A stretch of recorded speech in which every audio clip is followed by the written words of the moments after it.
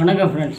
இந்த வீடியோவில் நம்ம என்ன பார்க்க போகிறோம் அப்படின்னா, பொதுவாகவே இறைச்சி, அதாவது விடுமுறை நாட்கள் எப்பப்போ வருதோ, பண்டிகை நாட்கள் எப்பப்போ வருதோ அந்த நேரங்களில், அல்லது வீட்டில் விசேஷங்கள், உதாரணத்துக்கு திருமணம், காதுகுத்து போன்ற பல நிகழ்வுகளில் நம்ம இறைச்சிக்காக என்னென்ன விலங்கினங்கள் பயன்படுத்துகிறோம் அப்படின்னு பார்த்தீங்கன்னா, ஆடு, கோழி, மீன் அதிகமாக பயன்படுத்துகிறோம். அது மட்டும் இல்லாமல் மீன் இறைச்சி, ஆட்டு இறைச்சி, கோழி இறைச்சி, சில இடங்களில் பன்றி இறைச்சி பரவலாக பயன்படுத்திக்கிட்டு வர்றாங்க. இதில் பார்த்திங்கன்னா அனைத்து வகையான உணவுகளுமே உடலுக்கு சத்தை அளிக்கக்கூடியது தான். அது மீனாக இருந்தாலும் சரி, ஆடாக இருந்தாலும் சரி, கோழியாக இருந்தாலும் சரி, பன்றி இறைச்சியாக இருந்தாலும் சரி. வெளிநாடுகளில் சில நாடுகளில் ஆடு, கோழி, இது தவிர பாம்பு, பல்லி, பூரான், சில இடங்களில் மனித கறி கூட சாப்பிட்றாங்க. அது மட்டும் இல்லாமல் நாய்க்கறி கூட சில இடங்களில் பல வெளிநாடுகளில் சாப்பிட்றாங்க.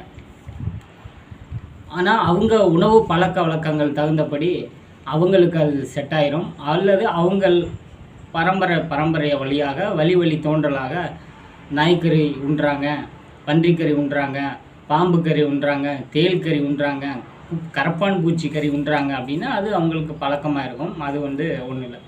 ஆனால் இந்தியாவில் இது போன்ற பிரச்சனைகள் இருக்கா அப்படின்னா, இது போன்ற பிரச்சனைகள் இந்தியாவில் கிடையாது. இனிமேலும் வர வாய்ப்பு இருக்கா அப்படின்னா வர வாய்ப்பு இல்லை. ஏன்னா ஒரு நாட்டை எடுத்துக்கிட்டோம்னா, மொழி ரீதியாகவும், இன ரீதியாகவும், மத ரீதியாகவும் பல்வேறு வகையான மக்களை கொண்டுள்ள நாடு இந்தியா. இந்தியாவுக்கு பார்த்திங்கன்னா மிகப்பெரிய பாரம்பரியம் மிக்க நாடு. பல வரலாற்று ஆய்வுகளின்படி இந்தியா தொன்மையான பழமையான நாடு. இந்தியாவில் பல பொக்கிஷங்கள், கடல்லிருந்து கண்டெடுக்கப்பட்ட, நிலத்திலிருந்து கண்டெடுக்கப்பட்ட பல பொக்கிஷங்கள் இந்தியாவில் அருங்காட்சியகத்தில், மியூசியத்தில் பார்வைக்காக, பொதுமக்களின் பார்வைக்காக வச்சுருக்காங்க அப்படிங்கிறது எல்லாருக்குமே தெரியும். Right, okay. இந்த வீடியோவில் நம்ம என்ன பார்க்க போகிறோம் அப்படின்னு கேட்டிங்கன்னா, பரவலாக பயன்படுத்துகின்ற ஆட்டுக்கறி, மீன்கறி, கோழிக்கறி போன்ற இறைச்சிகள் நாம் பயன்படுத்திக்கிட்டு இருந்தாலும், சில நாடுகளில் நாய்க்கறி பயன்படுத்திக்கிருக்காங்க. இந்த நாய்க்கறி பயன்படுத்துகிறாங்க. அதில் இருக்கிற சத்துக்கள் என்னென்ன, அந்த நாய்க்கறி எவ்வாறு உண்ண வேண்டும், அந்த நாய்க்கறி உண்ணுவதால் ப்ளூ கிராஸ், ரெட் கிராஸ் போன்ற சர்வதேச அமைப்புகள் தடை செய்வதற்கு போராடுகிறதா போன்ற பல விஷயங்களை இந்த வீடியோ பார்க்க போகிறோம். இந்தியாவில் குறிப்பாக தமிழ்நாட்டில், ஆந்திரா, தெலுங்கானா, கர்நாடகா போன்ற மாநிலங்களில் ஜல்லிக்கட்டு போட்டி மிக பிரபலமாக நடைபெறும். ஒவ்வொரு ஆண்டும் தை மாதம் ஜல்லிக்கட்டு போட்டி மிக பிரபலமாக நடைபெறும். இந்த ஜல்லிக்கட்டு போட்டியின் பொழுது மாடுகள் வதை செய்யப்படுகின்றன. ப்ளூ கிராஸ் அமைப்பானது, அதாவது விலங்குகள் வதை நலவாரியம் சங்கம் ஒரு கோர்ட்டில், நம்ம இந்திய மாண்புமிகு சுப்ரீம் கோர்ட்டில் ஒரு கேஸ் போடுறாங்க. இந்த புல் கேட் அப்படிங்கிற ஜல்லிக்கட்டு போட்டியில் பார்த்திங்கன்னா, மாடுகள் அவுத்து விடும்போதும், மாடுகள் பிடிபட போதும் வீரர்களால் பல்வேறு வகையான இன்னலுக்கு உள்ளாகிறது. இது மிருக வதை சட்டப்படி மிக கொடுமையான செயல், சமூக நலத்திற்கே கேடான செயல். இதை தடை செய்ய வேண்டும் சொல்லிட்டு பீட்டா அமைப்பு சுப்ரீம் கோர்ட்டில் கேஸ் போடுறாங்க. அந்த கேஸோட தொடர்ச்சி தான் ஒரு 2-3 வருடங்களாக இந்தியாவில், தமிழ்நாட்டில், கேரளாவில், ஆந்திராவில் மாடு எருது போட்டி, ஜல்லிக்கட்டு போட்டி போன்ற பல வகையான போட்டிகளில் மாடு பங்கேற்பது தடை செய்யப்பட்டிருந்துச்சு. போட்டிகளும் நடத்த முடியலை. இதை கண்ட சமூக ஆர்வலர்கள் பல பேர் தொடர்ந்து போராட்டம் நடத்தி, மாணவர் இயக்கங்கள் போராட்டம் நடத்தி, பொதுமக்கள் இணைந்து போராட்டம் நடத்தி, அரசியல் கட்சிகள் இணைந்து போராட்டம் நடத்தி, பல்வேறு கட்ட போராட்டத்திற்கு பிறகு இந்த ஜல்லிக்கட்டு போட்டியானது இந்தியாவில் மட்டுமல்ல, பல நாடுகளிலும் நடத்தக்கூடிய இருந்த தடையை நீக்கியுள்ளது. இது மிக மிக வரவேற்கத்தக்கது. அதுபோன்று தென்கொரியா அப்படிங்கிற நாட்டில் நாய்க்கறி அதிகமாக சாப்பிட்றாங்க.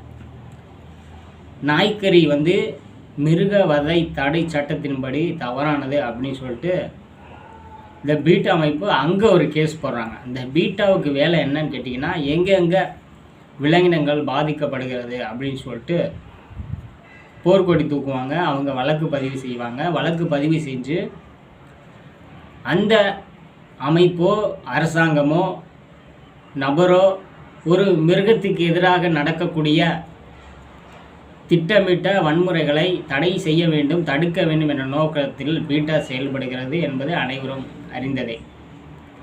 உண்மை இவ்வாறு இருக்க, இந்த பீட்டா அமைப்பு தென்கொரியாவில் என்ன செய்கிறாங்க அப்படின்னு கேட்டிங்கன்னா, நாய் வதை தடை சட்டத்தின்படி நாய் இறைச்சிக்கு தடை விதிக்கும் மசோதாவை சட்டமன்றத்தில் இயற்ற வேண்டும், நாடாளுமன்றத்தில் இயற்ற வேண்டும் என்று போர்க்கொடி தூக்குறாங்க. அதன் அடிப்படையில் விசாரிக்கிறாங்க.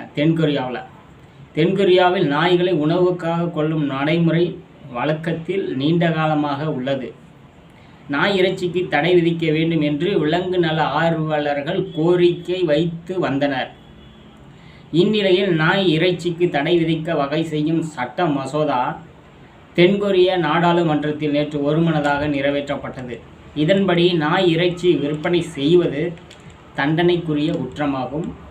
உணவுக்காக நாயை கொன்றால் 3 ஆண்டுகள் சிறை தண்டனையும் $23,000 ஏறக்குறைய இந்திய மதிப்பில் 19 லட்சம் ரூபாய் அபராதம் விதிக்கப்படும்.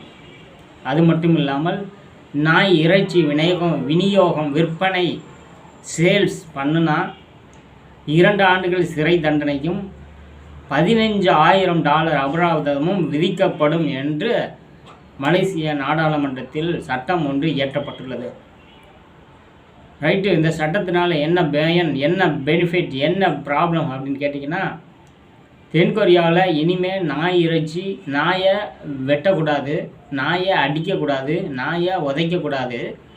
நாய் சட்ட திருத்தம் மூலமாக சுதந்திரம் பெற்றது அப்படின்னு சொல்லி அறிவிச்சிருக்காங்க. அது மட்டும் கிடையாது, நாய் இறைச்சிக்கு தடையும் விதிச்சிருக்காங்க. அப்போனா இவ்வளோ நாள் நாய் இறைச்சி கூடங்கள் வச்சுருந்தவங்களாம் வேறு வேலைக்கு போயிருங்க. நாய் இறைச்சியை வெட்டுபவர்களும் வேறு வேலைக்கு போயிருங்க.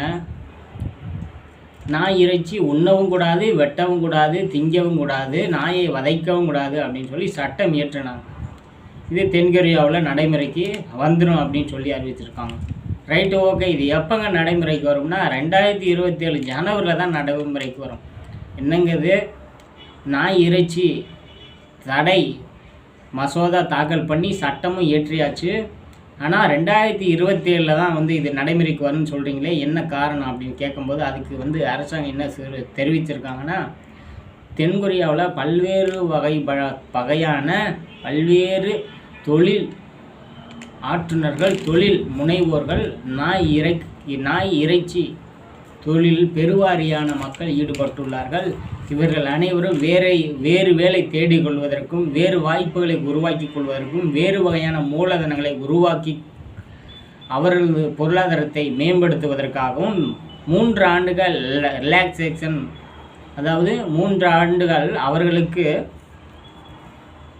ஒரு ரிலாக்ஸேஷன், அதாவது மீண்டு வருவதற்கான உண்டான மீட்பு காலம் வழங்கப்பட்டுள்ளது. ஏறக்குறைய இந்த வருஷம் 2024, 25, 26, ஸோ 3 வருஷம் நீங்கள் உங்களுக்கு எந்த பிரச்சனையும் இல்லை. அந்த நாய் சம்பந்தமான தொழில் ஈடுபட்டவர்கள் கண்டிப்பாக அதிலிருந்து மீண்டு வேறு தொழிலுக்கு மாற வேண்டும், மாறிக்கொள்ள வேண்டும், மாற்றம் செய்ய வேண்டும் என்று தெளிவாக தென்கொரியாவில் அறிவிச்சிருக்காங்க. இது தென்கொரியா மக்களுக்கு ஒரு மிகப்பெரிய பேரிடியாக தான் இருக்குது. என்ன காரணம் அப்படின்னா, ஒரு தொழில் என்பது மேம்போக்காக நாம் பார்க்கக்கூடாது. அது ஒரு மரபணு சம்பந்தப்பட்டது, ஒரு வழி தோன்றலாக செய்யப்படுகிற தொழில். சில இடங்களில் பார்த்திங்கன்னா, தமிழ்நாட்டிலலாம் கோழி இறைச்சி கடை வச்சுருப்பாங்க, பையனும் கோழி இறைச்சி கடையில் வேலை பார்ப்பாங்க. ஒரு தலைமுறை அந்த தொழிலில் ஈடுபடுவாங்க.